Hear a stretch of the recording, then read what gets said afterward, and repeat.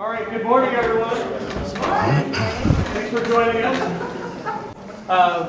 We're grateful to have another incredible session. These are our friends from Salt Lake County Aging and Adult Services. I'd like to introduce Russ Stoddard, Lance Service, and Francisca Franco. I just want to put in a plug for them. They have a wealth of knowledge and experience, not only in serving the aging population, but in volunteer programs. They have a Rides to Wellness program, as well as a Meals on Wheels program, and the Rides to Wellness is all volunteer drivers. And so if you're running volunteers, you have questions about that, how it works, these guys have been doing it for a long, long time, have a ton of experience, and are really good at doing it. So pay close attention to them. We're thankful for their willingness to share with us, and we'll turn the time over to you. Thanks, Ryan. Thanks for the opportunity. Can everybody hear me okay without a microphone? Yeah. Okay, welcome. I was going to sing if I had a microphone, but since you don't want me to use it, I won't sing, so you're lucky. Lucky for us, this is our kind of second rodeo with this presentation. Our goal is to turn this presentation into a conversation. So we'll get through our presentation, and then at the end we'll have some time for questions. If you have anything super pressing during our conversation, go ahead and raise your hand and we'll tackle it. But we've asked to be talked about the developing, let me slow down here, developing a fleet to meet mobility needs. What a great start. So they've asked us to, what technology do we use to manage our fleet? And we use several. One person I want to point out that's not here is Melinda Cudney. She's our program manager for our Meals on Wheels program, and she was our former Rights for Wellness program manager, and she helped us put this together. So again, I'm Russ Stoddard, Independent Aging. I'm the section manager. I oversee all three programs, Rights for Wellness, Meals on Wheels, and the Congregate Meal Service. And on my left is Francisca Franco. Fran, if you want to introduce yourself. Hi, so I am Francisca Franco. I have been with Aging and Adult Services for a little over 10 years. I started as the Rights for Wellness Office Coordinator. I held that position for 6 years. Then I moved into Lance's position as the Nutrition Transportation Supervisor as well as Fleet Management. And then I've now hold the Rights for Wellness Program Manager position, and I've held that for 2 years now. Lance? And my name is Lance Service, and I am the Nutrition and Transportation Supervisor for Salt Lake County at Aging. And just to get started here, when I've only been with the county for a couple of years now. I started out as a driver, but as I was introduced to the program, I was down at the county building voting, and they had this sign there saying, "Oh, come join our team and help us out with the seniors." So I thought, oh, I have nothing better to do. So I went online, applied, and talked to Russ. But that's what got me there, was just because I needed something more to do in my life at the time. But what has kept me here is me helping seniors out that really need it. Our programs, we are feeding people, giving people rights and the necessary doctor's appointments, and just the visits that we get them at the senior centers. And so this is what's kept me here, is the team that I work with, but especially helping the seniors. And you get to know some of these seniors and really get a fondness for them and helping them out. And I'm just love working with my congregate team, and we show up early, and I'll let Russ continue. Okay, I get a little ahead of myself, get excited. So we're titled Paving Your Program for the Ever-Changing Road Ahead. As you know, with transportation, food service, working with the aging population, no day is ever the same, right? You can all attest to that. So we're hoping we can give you some platforms and tools that we use in our day-to-day programming to kind of help paint a picture of how we operate. So we'll start by introducing our congregate meal program. Lance? And you can see me up there. This is our congregate team. We show up at the county building. Most of the drivers get there between 6:30 and 7 in the morning. We have a kitchen at the county building there that is preparing all these meals that we take out. And we have 6 Ford Transit vans that go throughout the valley, Salt Lake Valley, every morning, every day, Monday through Friday. delivering bulk-style meals and Cambros to the senior centers. And we're doing that so that the seniors can meet in the senior center and have a good hot meal, and also have association with each other. So these guys are awesome. They not only deliver to the senior centers, but we also deliver the Meals on Wheels meals for the volunteers to pick up. We have about 60 locations throughout the valley that we go to. So we deliver some of these meals at senior centers, at churches, and other locations throughout the valley that the volunteers can come and deliver the meals to. And these guys end up their day about 11:30. I will just add on to that several of these drivers in this picture are also cross-trained on the Rides for Wellness program. So once they get back, they jump right into helping with wheelchairs or just regular senior transportation. So Lance has got a great team. We're lucky to have him. Next is our Rides for Wellness program. Fran. Lance Fran. So Rides for Wellness, what we do is we provide non-emergency medical transportation to seniors that are 60 years of age or older. We provide door-to-door assistance, so we go a little further than the curb to curb. We do go to the door, we do escort them to the vehicle, we help them with any items that they may have. We help them get secured properly into the vehicle. When we get to the destination, we also escort them to at least the door or the lobby of the medical facility. We just want to make sure that in doing so, our drivers are providing the first point of a wellness check to continue to have eyes on our client, to be able to talk to them, to see if there are any other type of services that they might require, and then relay that back to us so that we can get in touch with their caseworkers. So it's more than just the transportation. There is also a wellness check that we also implement with that. And you guys have all heard of Meals on Wheels or Home Delivered Meal Program. That's part of the program we operate in the Valley. We deliver meals to 1,400 isolated homebound seniors a day. That includes different meal types, liquid meals.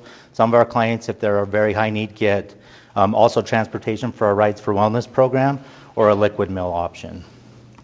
So we'll get right into the platforms we use. And fleet is the biggest tool of our trade. We have 46 vehicles in our vehicle operation. Go ahead, Lance. And I manage the fleet, and 46 vehicles are what we do. We have 13 Meals on Wheels trucks, but we have 12 routes going out, so we do have a spare truck if it's not broke down at the time. And we have 7 congregate vans, which are the ones that I'm supervising, the guys that go out at early in the morning to go to the senior centers and to drop off the bags. Just wanted to mention with these congregate vans, we just got rid of one of the older ones, and we got a brand new 100% electric van. And it's pretty neat. We plug it in maybe once a week to charge it up for the whole week. But no gas, no oil, and I'm hoping that we don't have to change the tires on it either. But maybe not. Keep open. Yeah. We will. So it's pretty awesome, but the only difference in the electric van versus the regular vans is the springs on this electric van are huge because it's carrying the weight of the batteries. It's pretty cool if you've ever seen them. We have 2 Prii, which are very roomy, and each of them have over 100,000 miles, so we've been using them for quite a long time. Have some drivers that don't like to drive these. They'd rather drive the RAVs, but I love it. We drove one of them down here for this week, and they're great vehicles. We have 13 hybrid Toyota RAVs, and these are mainly used for our ambulatory clients that going to their doctor's appointments. I love these things because this last year, the snow we had, I don't know if you're in an area where you had a little bit of snow. One day we had so much snow that we had to close everything down except for the essential rides to doctors and to dialysis. And so we had one of our wheelchair guys going to go pick up a wheelchair user, take him to dialysis. He calls, he's stuck in the gutter right in front of where our client is. I pull up in the RAV just going, no problem getting there, and our client's sitting in his wheelchair, snow coming down on him, snow piled up all over the place. We get the van unstuck out of the gutter, thinking we're going to get him in. then our door wouldn't deploy. We couldn't get the door open on the van, so just one problem after another. But luckily, the client could transfer, so I was able to throw him in the RAV, throw his wheelchair in the RAV, and get him to dialysis, and then the van was able to hop, limp back to get fixed. Our second one, we have 6 Toyota vans, Sienna vans for wheelchair use. We have 3 older ones, then 3 brand new ones. And these are ones where the ramp deploys outside and comes right up and you push the wheelchair in. They're awesome vehicles. But then we have 4 transit oversized wheelchair vans. They have a lift, and these lifts can lift up to 800 pounds. So if you have a heavy wheelchair or a heavy client, they're able to get onto that. And then we have 1 oversized rear left van, which I can't remember the pound. 1,000. 1,000 pounds is how much we can lift, but the oversized stuff we can get into that is amazing. We can take someone that's in a hospital bed and put them in that and take them somewhere. But these are our vehicles, and I'll turn it back to... Yeah, and all of our vehicles are serviced by our fleet management team. We have an awesome county fleet team that kind of prioritize us because we're an essential service. If we have breakdowns, they're really good to help us get stuff repaired quickly. We're really lucky to have them. I always want to point that out. And a cool story about the oversized lift is before COVID, we used that as a grocery van where we'd go to different senior apartment buildings and things like that and pick up seniors. We stopped using it for that function, so we retrofitted it. As you know, supply and demand for vehicles, parts, all those different things are tough, including the Prius. You just got to hold on to things longer. So we figured out a way to utilize the vehicles we have to better serve our community. Thanks, Lance. Okay, Rights for Wellness program. This is Fran, not Lance. Okay, yeah. So for Rights for Wellness, I just wanted to talk a little bit more of the staff that helps operate the daily operations to help get seniors to their medical appointments. As I mentioned before, I am the program manager, so I oversee the daily operations. I do have 2 part-time office specialists whose primary duties are to receive incoming calls, address any general questions, inquiries that they may have. They are also primarily responsible for scheduling the rides for our seniors, and they also help process our new intakes. And we always place a courtesy call and send a welcome packet to them once we get them on board. I have 2 full-time dispatchers. My dispatchers are responsible for handling the daily transportation needs of our clients. So not only do they work with our clients for those particular days, they work with all of our drivers, they work with the medical facilities, they work with the rest of the office staff. So I really consider my dispatchers to be the quarterbacks of my team. I mean, they have their hand flying every single where in a matter of moments. So they're essential to what we actually do, especially on the day of transportation. I do have 1 office coordinator. My office coordinator acts as a backup, provides support to the rest of my team wherever it's needed to make sure that we're addressing our clients' needs as immediately as possible. And of course, the office coordinator will also act in my stead when I'm not readily available. Also does a lot of the reporting, miscellaneous troubleshooting things. So acts as my coverage as well. As Russ mentioned earlier, the majority of our driving staff are in fact cross-trained. So we have a lot of staff that we can easily exchange with other programs to provide for coverage, whether someone calls out sick or they request time off, or if maybe on our side we overbook on wheelchair vans and we have to pull one of the drivers to help us out there. So whatever the reason for that. I know this says there's our 11 volunteer drivers. We currently actually have 12. We just onboarded another volunteer driver. So these volunteers come in, they drive our vehicles. We have some volunteers that might only devote some of their time 1 day a week, 2, 3 days a week. We actually did have a volunteer that actually volunteered for us full-time basis, 40 hours a week, both Rides for Wellness and Meals on Wheels. Unfortunately, he did pass this past March, so we're very, very saddened by that. But again, we do a lot of it for volunteers. So we do have primary staff, but some volunteers that also help us out with the transportation needs. In addition, we have satellite location. And what we mean by that is that the government center is more kind of centralized in Salt Lake, maybe even a little bit more to the northern part of Salt Lake. We have a satellite location conveniently located next to our fleet services department. That's a little bit further south. The reason for that is we had such huge growth in the southern part of Salt Lake County that we figured that any of our driving staff that lives in that area can just quickly depot from that area. That way they don't have to worry about traffic congestion, especially towards the end of the day when everybody's trying to get home. So it's really, really convenient for that satellite location.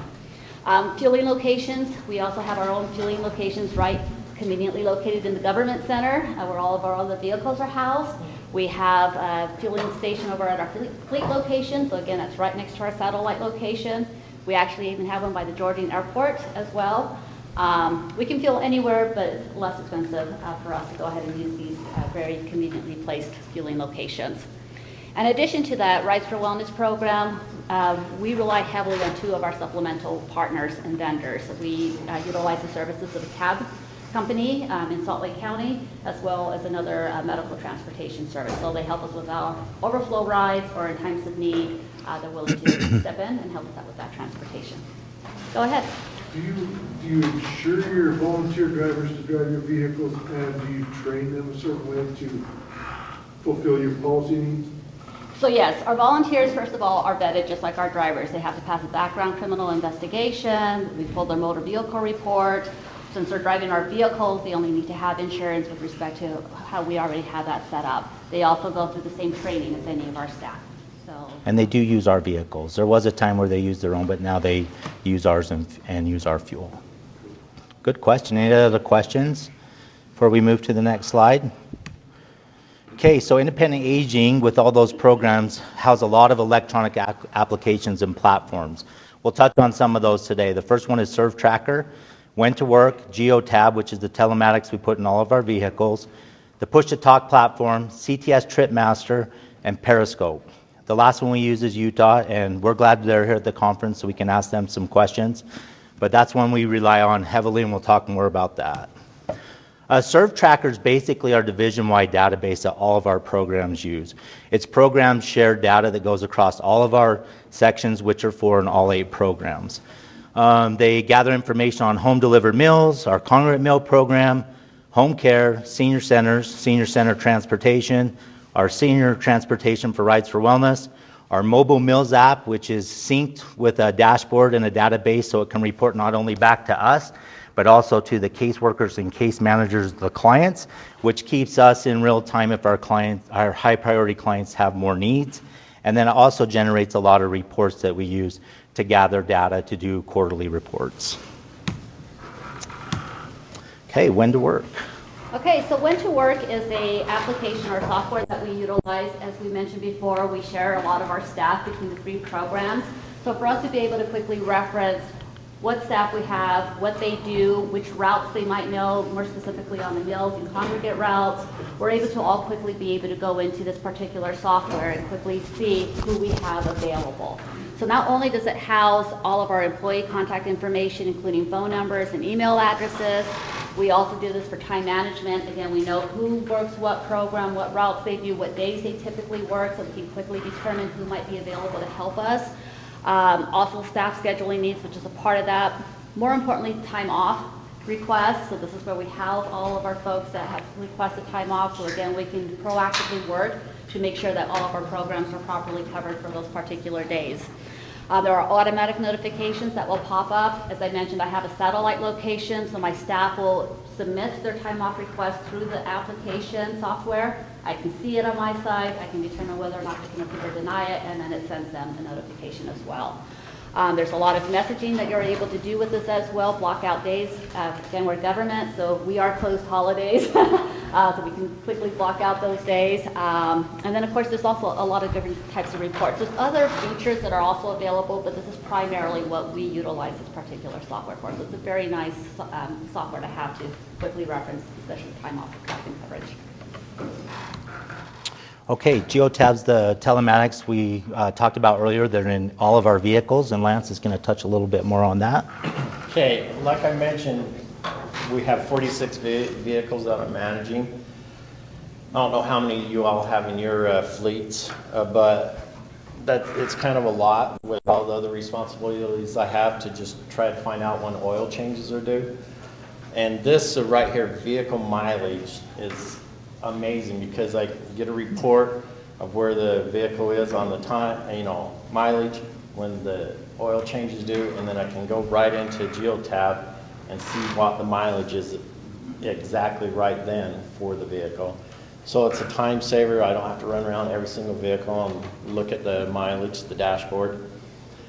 And the location data and tracking is really kind of awesome. I love this because we have a map that we click on GeoTab, and instantly it pulls up every single vehicle, wherever they are, how they're driving. You can click on the one vehicle and you can see what street they are and how fast they're going.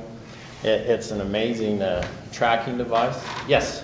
So is it something you connect like with OBD2 connector folks? The To the vehicle, when you connect it? No. We have our fleet connect that, the telematics, so I'm not exactly sure the name of where it's I connected. think it went under the dashboard. It was a very Yeah, quick, it's- what I can right, tell you is that yeah. it was a very quick process. I think it only takes on average 10, 15 minutes. So we use these in our full fleet as well, and they plug into the interconnection. Yeah, Okay. okay. Yeah, right- Thank you for right the under the It's a really statistics. simple You're right. explanation. And it's right under the dash? Yeah. Yeah. Also to mention, just, I'm sorry, Lance, to mention, No. our fleet team did in fact install these, so not only can we quickly see where our vehicles are, but so can our fleet department in case they also have to Yep. respond to an accident or anything like that. Yeah. The challenge, I use these as well, the challenge I find is how do you keep it in bumping them when they're getting in the vehicles and accidentally knocking them out. And then I've got to remind them to get that plug back in. Yeah. And they did come with saddles and harnesses when I first got them, but it didn't really solve that problem. I'm trying to figure out how I can get that. We actually have the same problem. The great thing about this report is that it does tell us which vehicles have become disconnected in the Yep. process, so we can quickly assess, and then the next time we take them in for other servicing, we can just have our fleet team go ahead and quickly reconnect at that time. Yeah, so with 46 vehicles, we have one or two vehicles that are off once, Or a couple of them will just know where to unplug them, and they unplug them, and then we go plug them back And in. see, that's where I'm getting on harsh acceleration, because you can tell who's gunning it and who's braking really hard. And my fun thing is too, you can tell who's wearing a seatbelt when the drivers come back in. And I say, oh, how's the seatbelt going? They don't think that's funny, but you guys do, I'm glad. I still want to show my director of operations her report, because she's got a little while. Yeah. And it's fun to know the fuel usage and efficiency of the vehicles. If someone is not, is idling too much or not using efficient usage of fuel, we can talk to them. Just say, hey, maybe turn it off, maybe do this or do that. And a fun thing too is tire pressure. We can see, on the dashboard of most vehicles, it pops up, low tire and everything, but not every driver pays attention to that. So we can make sure we're taking care of the vehicles, making sure they're in good order all the time. Then we get monthly reports. Pardon me? How much is that? You could contact us and I can give you what our price is on it, let you know. I think it's based on like kind of bulk rate, how many vehicles you have it installed in, and what your usage is. But another thing, this time of year where it starts getting colder, it's also nice to know the battery levels of vehicles. You can go in and kind of preempt a car not starting the next day. And then for fuel usage and efficiencies, Mayor Wilson, Jenny Wilson of Salt Lake County, she's a big proponent of environmental awareness. So we're trying to support that by making the valley greener. So this really helps us stay on top of that. Thank you, Lance. So Push to Talks, my previous employer was the University of Utah, and I was over a lot of facilities and maintenance management there for several years. And Push to Talk's actually been around for a really long time. And what it does is it takes place of a two-way radio. Has anybody heard of Push to Talk, or has anybody ever used it? My guess is back in the back there. It was pretty archaic back in the day, but now it's come a long ways. And it's became kind of instrumental for us on a day-to-day basis. All of our drivers leave with a county-issued phone when they leave out for their routes for the day. Doesn't matter what program they're involved in. But it adds efficient communication, clear, constant, and private. You used to be on your radios with channel selections and things like that. It connects management immediately. We're one group programmed in here, so say a driver gets in an accident and they need all of us at once, they can hit one button, talk to all four of us. All of us know our roles. We can get a hold of our adjuster, our administration, be to the scene, do all those things without trying to, make 4 or 5 different phone calls. So it could connect groups, can connect staff individually, multiple workers. It works in real time, which is amazing. And it also has a hands-free Bluetooth option, which is great for drivers that are heading down the road. It's also created a lot more interior space in some of our smaller vehicles like the Prii and the RAV4s for our drivers and our clients, which is great. But it's kind of hard to make the change with some of our senior drivers from the two-way radios to the push-to-talk platform. But now that they have it, they love it. If we're offering door-to-door service, they can have their phone on them all the time if they need our help for anything or if the client needs anything. And several of the platforms we use now work under this push-to-talk platform, which is awesome. If I can also add on that too, the Push to Talk is just an app that gets downloaded on the phone, but you can still actually call from it. You can still even text message. It has a history on there. You can contact individually. You can contact by groups. So it's extremely beneficial. And exactly on the Rides for Wellness sites primarily because it's critical to our day-to-day needs. It keeps smart drivers in constant communication with our dispatch team. If we have a driver that's trying to find a client in the clinic, before we could only get them when they were back in the vehicle and the vehicle was turned on, right? This time we can get them anywhere. So it's really a lot more efficient and productive for us. Yeah, it works great like that with every program, including Lance's. If his drivers are out early and they forget something or something gets put on the wrong van, one button he can push, goes to all 6 drivers. They can pull over, stop, check what's loaded on their vans, see if it goes to a different center, and we can reroute things as needed, including shortages for the centers. And then for Meals on Wheels, if you have a new driver and he's out in an area and he needs some help real quick, or he's short meals, he or she is short meals, they can push one button, and 2 or 3 people in their area can be there like that to help them out. So you said this is an app on your phone? Uh-huh. And I'm assuming it's a fee for this service monthly? Yes, it is. Okay, then we'll move into CTS Trip Master. Back to Fran, not Lance again. So I have the next two slides because they actually work together in pair. So CTS Trip Master is the software that Senior Transportation utilizes to do all of our operations, right? CTS Trip Master is the dashboard that the office uses so that we can house all of our client database information, any kind of demographic information that you would ever want is housed there. We can run reports individually together as a group. It houses all of our addresses for our residents as well as all of our site locations for any of the destinations that we take our clients to or pick up from. The great thing about our dashboard is that it's all on one screen. So we have our drivers' information, we know all of our drivers that are working, what vehicles they drive, the type of mobility that they're able to provide. Then it breaks down to the individual client that particular driver is actually transporting their route for that particular day, and then our will call or our holding pen where we have clients that maybe we still need to hear back from before we go back to pick them up. So that the fact that it's conveniently located on one screen is really, really great. The other great thing that it does is it kind of, if the driver is running behind, it kind of flashes it in red. So it helps our dispatch team quickly determine if a driver is running behind and that they need assistance instead of revising a ride, or maybe they just forgot to hit something in real time and we just need to readjust the times. But the fact that it allows us to see if they need assistance so we can try to preemptively minimize any impact for any future riders. So that's really, really great.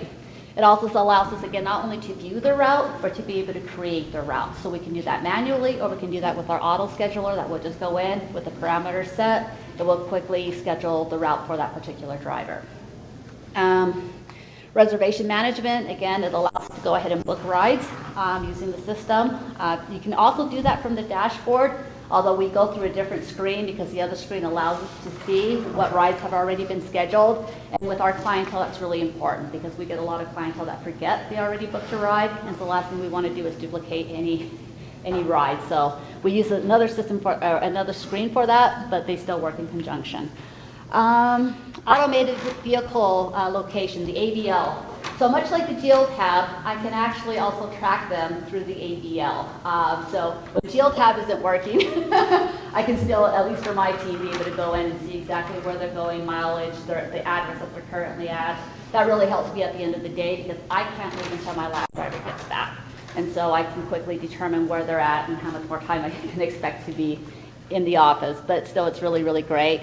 Mobile messaging is awesome. I can go in and I can send out a message, reminder we have a staff meeting on this day, reminder there's a mandated training on this day, whatever it is. I can do them individually, I can do them as a group.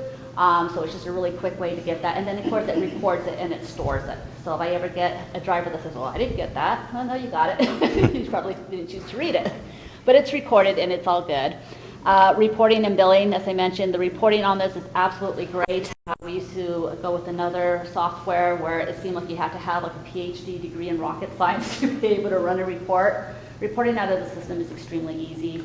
It's really, really great. You can save your report. So, you know, if you have your monthly report, your weekly report, a certain demographic report, whatever it is, you can save them. You can do any kind of ad hoc report that you can run from that. And I mean, it's really kind of unlimited, to be honest with you. The reporting is really, really great through the software. We really don't bill. We run on donations. We do process donation statements, but we don't do any kind of billing, so we don't have to worry about fares or anything like that. But still, it allows us to be able to gauge, you know, how many, in terms of how many rides we provided, and theoretically, if people were to donate, how much we could potentially think we might get in donations, but that's a different thing. This last one here is an online trip portal. We actually don't utilize that, but it's a really, really great feature. This allows the clients to be able to go into the system and reserve their own rides. So I think that's really great for maybe the community at large because of the clientele that we're servicing. We get a little concerned. A lot of them right now are not tech savvy. So the last thing we would want to do is have them book to the wrong location, the wrong times, whatever it is. And as I mentioned earlier, not only do we provide the service transportation, but we conduct a welfare check. Our office staff also becomes very familiar with our clientele. So by phone, they can quickly determine if a client is needing additional services. So that's another reason we just want them to call in. We want to talk to them. And so that's why we don't use that feature, but it is definitely a feature that's available. Periscope. So this is the user end. This is the driver end to CTS TripMaster. So this is what my driving staff logs into every single morning to get their routes. So not only are they able to preview their routes for that day, they can go quickly see who they're picking up, what area of the valley they're going to be in, the clients, become really familiar with a lot of the clients, but they can also preview the routes for the next day and see where they're going to be, and again, kind of quickly assess where they might be. Once they preview the routes, they start the routes, which includes a vehicle inspection. Of course, there's also the post-vehicle inspection when they return from the route, so it's all built in. They cannot start their route until they conduct it, right? So that's a really great thing. So yeah, it's really fantastic. Although CTS, TripMaster, allows us to do the maintenance and the inspection from the actual software, because we actually manage the fleet for all three programs, not just rides. We kind of move that individually off base, but it is an option that's available with this particular software. It allows the driver to put in if there's servicing that needs to be done or anything like that. We'd rather they just communicate that to us because, again, we manage three programs as opposed to just the one. Of course, it's a built. Sorry, go ahead. Sorry. Is there a login system? I can hear you. Is there Is there a login system? a logging system? Yeah. Yeah, they'd have to log in with their credentials. So this is their paper log, not paper log, this is their electronic log? That's correct. So all of our employees have an employee identification number. So once they get logged in, they put in their number, and that directs them only to their route and the rides that have been assigned to them. Okay, and in addition, oh, sorry, go ahead. So your routes in that, they're manually built in here, or does it pull from another system? So the CTS, which is the main dashboard, the main office, the motherboard, if you will, that's where my dispatchers go in. That's where they create the route for our drivers. So on the Periscope end, when the driver goes in, when they log into that EIN number, it only brings up the rides that have been assigned to them. so you don't have access to anything else. And they can only do that. In addition, there is a built-in navigation system. Again, takes them to point A to point B without any issue whatsoever. They're able to access client data. So again, it's very important for us, right? What is their mobility? You know, do they require stability? Oxygen tank? What kind of medical conditions they might have that require additional assistance? Are they bringing a companion rider with them? So it just allows also their appointments, right? They might say their appointment time is this, but we'll adjust it a little bit earlier. But if the driver's running behind, they have that notation that they can quickly reference and determine, oh wait, I do actually have another 5 or 10 minutes, you know. That way they're not trying to speed through the process. So it just provides them as much data as they need to be able to provide that transportation. And then lastly, they're able to record the ride status in real time. So they arrive there, they click arrive, they put in the odometer, they take them to their location, they put in the odometer that they arrived, that they dropped them off, and it puts it all into real time, and it shows it as real on our end. Also applies to no-shows or not readies, right? They can go in there and put in if they were a no-show, or if they were not ready, again, also based on dispatch guidance. They just don't do anything on their own. Everything has to be communicated back to our dispatch team, and only on their guidance do they proceed. But the fact that we can track that in real time is very, very, very helpful. Okay, thank you, Fran. Thank you. One of the last platforms we use is UDOT, and most of you probably use that with your drivers as well. We do have 2 drivers' room TVs up in our suite in the government building, and the drivers can come in the morning, especially in inclement weather or, you know, major road construction time of the year in the summer, and kind of see where, you know, visually take a look of where the slowdowns are, where the hazards are. They can access cameras. They can access destination forecast updates so they can reroute if needed. It gives them all kinds of traffic conditions. I'd say mostly this is used in the winter for us. Our drivers are starting to learn to use this on the phone more and getting more comfortable with it. Some of our older drivers, again, they're kind of adapting to the technology, and we have some great teachers that help them with that. But also it updates a lot of incident updates, which they can call into us on the push-to-talk platform, and if they're driving, they don't feel safe, we can help them navigate a better route to get to their clients or a place to drop off their meals. Do you want to add anything to UDOT? Well, it's just, all of our drivers have it downloaded on the phone too. So sometimes, like if there's construction, it shows it where it is. And if I'm tracking a driver, you can go, oh, why are they going that way? And then you go to UDOT and you can see that there's construction in that road, so that's why they went a weird back way. So it's a great program to use. And we're learning more about it. These are some of the features we use, but you know, we're excited to talk to the representatives here. Yeah. Is that free for anybody? UDOT, yeah. Okay. Yep. So, okay. Yeah, you can pull that. You can download the app for free. For us, I think it's used more visually on the bigger TVs in the drivers' rooms when they come in the mornings, whether it's summer or winter, especially winter. They can tell where the snow plows are, any type of condition, and if they need more help with like a camera angle or things like that, because they do get concerned about where they, you know, go on and off the freeways, and we try to help them find safer destinations. So they can access it themselves, as Lance said, or we can help them with it. Oh, another question? You just mentioned the snowplows. I was going to say I really like this app in the winter time because it gives live information on where snowplows are. Yeah, I have a couple of drivers that time themselves to get behind those snowplows, and that's really smart. So. Also the still images too, the satellites, the pictures that you can quickly view to see how any certain area is. Being the program manager for rides, I find it kind of funny that I actually have a paranoia of driving in the snow.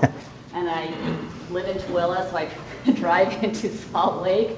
But I reference this a lot because I'm trying to find out which streets are the clearest streets for me to make my way in. But I think being able to look at a live picture of that particular area is very helpful as well. And for rural areas, even, like our service area covers a lot of area, and I'm sure it's a lot of area. Which area are you from? So I'm in Emery County. Okay. I travel to Green River at least twice a week from Bryce.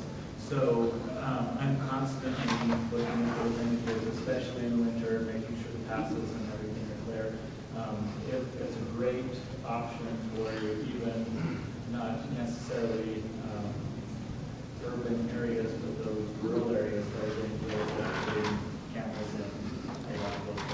Yeah, it's pretty awesome. You can just filter down to your specific area too and just see the cameras you need to in real time during the day.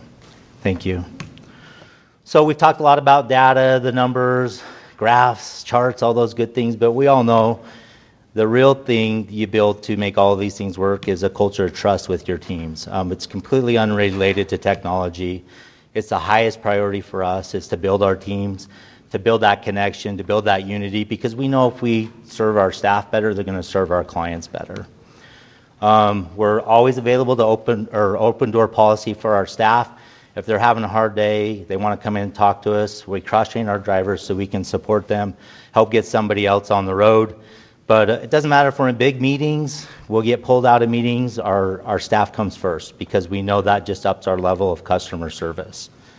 And it kind of participates in our retention of employees as well. Yeah, go ahead. What we also do is all of the management is also cross-trained. We can go out and we can do the driver position. We can run that congregate route. We can run that Meals on Wheels route. We can transport those clients. So whenever we find ourselves without any kind of coverage and we're not easily able to click it, any of us will roll up our sleeves and we'll jump into the trench with our drivers.